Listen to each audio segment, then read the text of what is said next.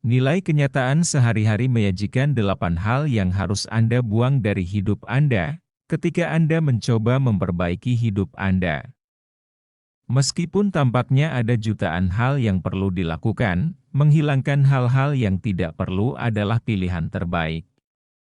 Membantu Anda mengetahui hal-hal yang menyita banyak waktu atau energi Anda tetapi tidak membantu Anda maju, tidak baik untuk kesehatan Anda, tidak meningkatkan kebahagiaan Anda, atau tidak masuk akal. Oleh karena itu, mari kita lihat 8 hal yang mungkin ingin Anda pertimbangkan untuk dihentikan dari hidup Anda dan bagaimana hal-hal tersebut dapat menghalangi Anda dari melakukan rutinitas. Nomor 1. Hal yang tidak produktif. Kami akan mulai dengan meninjau rutinitas harian Anda.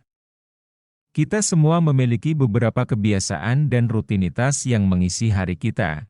Tetapi kebiasaan-kebiasaan ini tidak bernilai karena mereka menghabiskan waktu yang berharga yang bisa digunakan untuk hal-hal yang lebih bermakna atau produktif. Jujurlah, jika Anda terlibat dalam aktivitas seperti never-ending loop, yang membuat Anda senang atau membantu Anda maju, berusahalah untuk menghilangkannya secara bertahap. Berhentilah jadi orang yang menonton TV berlebihan, menelusuri media sosial tanpa berpikir panjang, atau menghabiskan waktu berjam-jam, mengerjakan tugas yang tidak membantu Anda mencapai tujuan Anda. Luangkan waktu untuk kebiasaan yang akan membantu Anda mencapai tujuan Anda. Nomor 2. Orang-orang yang membuat Anda kewalahan. Inilah orang-orang yang membuat Anda kelelahan dan kewalahan sepanjang waktu. Bisa jadi itu adalah persahabatan yang berbahaya atau hubungan romantis, yang penuh dengan konflik dan hal-hal yang tidak baik. Orang-orang yang membutuhkan perhatian ekstra, atau bahkan anggota keluarga yang membuat Anda merasa tidak dihargai. Sangat penting untuk menemukan hubungan seperti itu dan mengambil tindakan untuk mengurangi efeknya.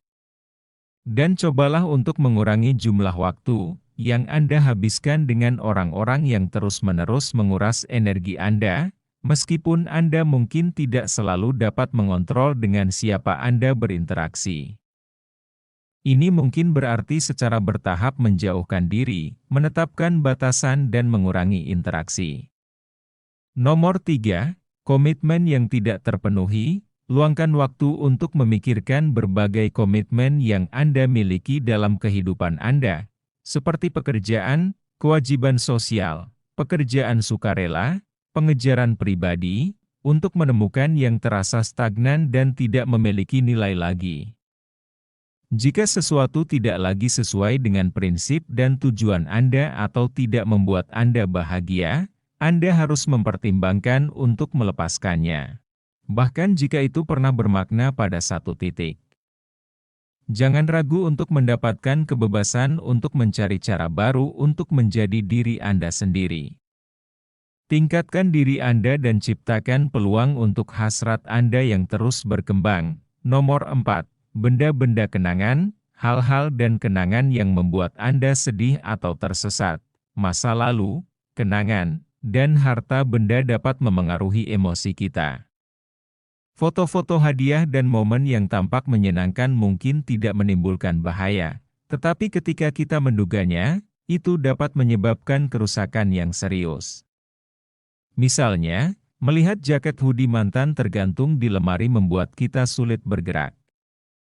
Atau memilah-milah kenangan masa kecil dapat membangkitkan perasaan rumit dari masa lalu. Jika Anda menemukan diri Anda terikat pada sesuatu atau kenangan yang membawa lebih banyak kesedihan daripada kegembiraan, sekarang adalah saatnya untuk membersihkan diri secara fisik dan emosional.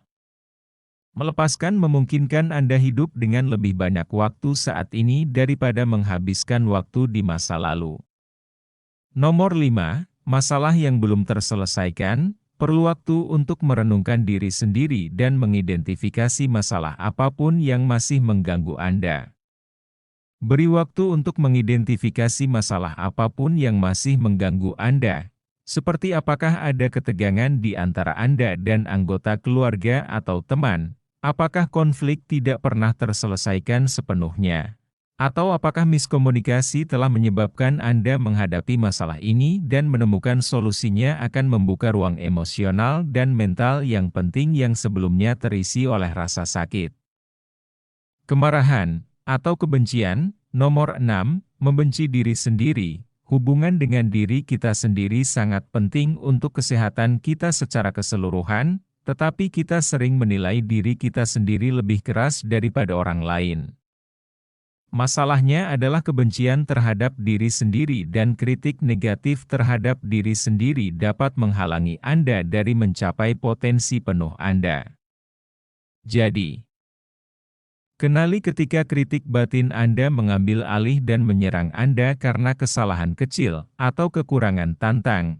Kritik diri dengan memperlakukan diri Anda dengan belas kasih, kebaikan, dan dorongan yang sama seperti yang Anda berikan kepada teman. Yang paling penting, belajar melihat peluang akses step untuk pertumbuhan bukan alasan untuk menilai diri sendiri.